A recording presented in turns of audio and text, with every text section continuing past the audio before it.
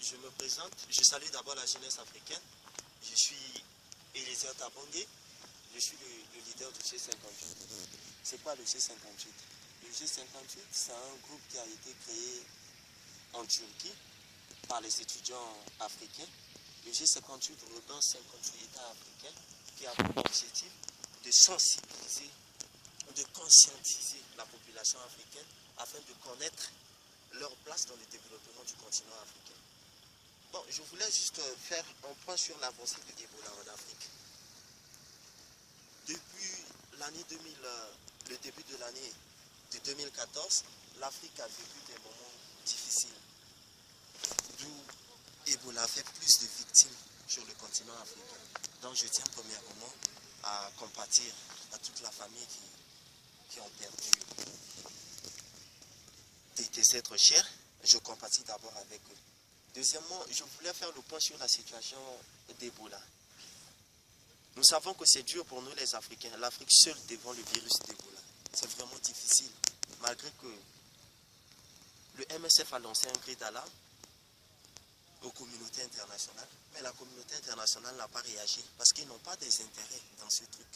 Eux, ils interviennent parce qu'ils ont des intérêts. Comme il n'y a pas des intérêts, ils n'ont pas intervenu pour le moment.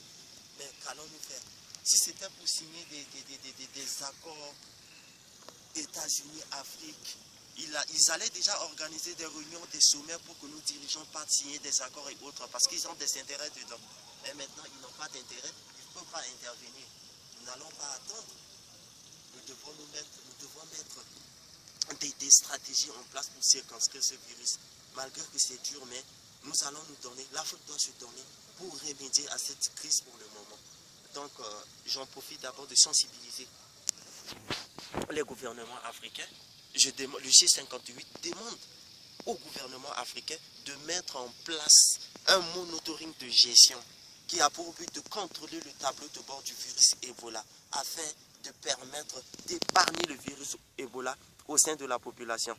On sait que c'est dur, donc quitte à nous, nous demandons aussi à la population africaine, à la jeunesse africaine, de suivre systématiquement les services sanitaires afin d'épargner le virus Ebola au sein de la population.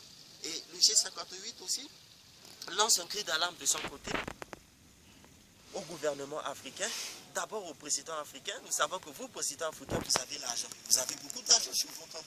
Donc il est temps maintenant de sortir des milliards, de contribuer maintenant à circonscrire ce virus. N'hésitez pas, sortez vos millions, vos milliards. Il est temps d'investir maintenant, de contribuer au développement de l'Afrique. Parce que le premier responsable du pays, c'est vous, les présidents africains. Il faut d'abord, on dit souvent que la charité bien ordonnée commence par soi-même.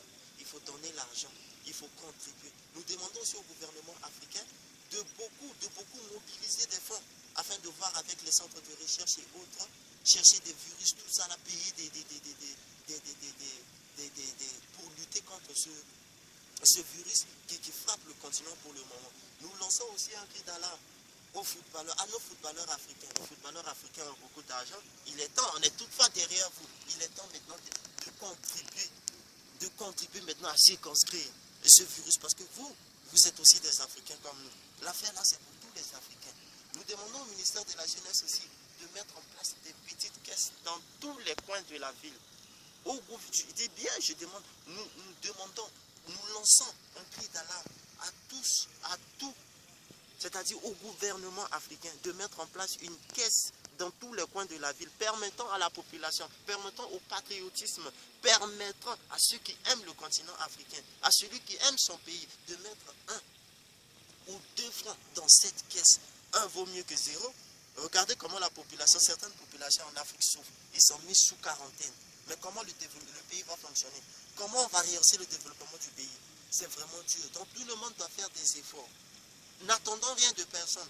N'attendons pas les Occidentaux. N'attendons pas et autres, les Américains et autres. Ils ont aussi leurs problèmes. Ils n'ont pas des intérêts dans ce truc. Donc ils ne pourront jamais intervenir. Quitte à nous maintenant de faire des efforts. Chacun doit se donner. Chacun doit contribuer. Nous demandons à la diaspora africaine de faire des efforts, d'ouvrir des caisses dans tous les pays où la diaspora africaine existe. Quitte à nous, diaspora africaine, nous en Turquie, on a déjà commencé à contribuer un peu d'argent pour aider l'Union africaine. en collaboration avec le MSF et avec OMS, de circonscrire ce virus. Donc, quitte à vous aussi, diaspora, qui se trouve dans tous les pays du monde, d'ouvrir une caisse, de verser un peu d'argent, donner à l'Union africaine, permettant de circonscrire ce virus. Ce problème, c'est pour nous tous. Parce qu'on dit souvent que qui voit la guerre chez le voisin connaît le prix de la paix. Nous avons tout vu ce qui se passe dans certains pays qui sont touchés. D'autres pays sont épargnés. Mais on ne sait jamais, d'ici 1 ou 2 mois, ça pourra aussi tomber dans d'autres pays. Donc, c'est à nous, Africains, de nous mobiliser. Battons-nous. L'Afrique a besoin des Africains pour se développer.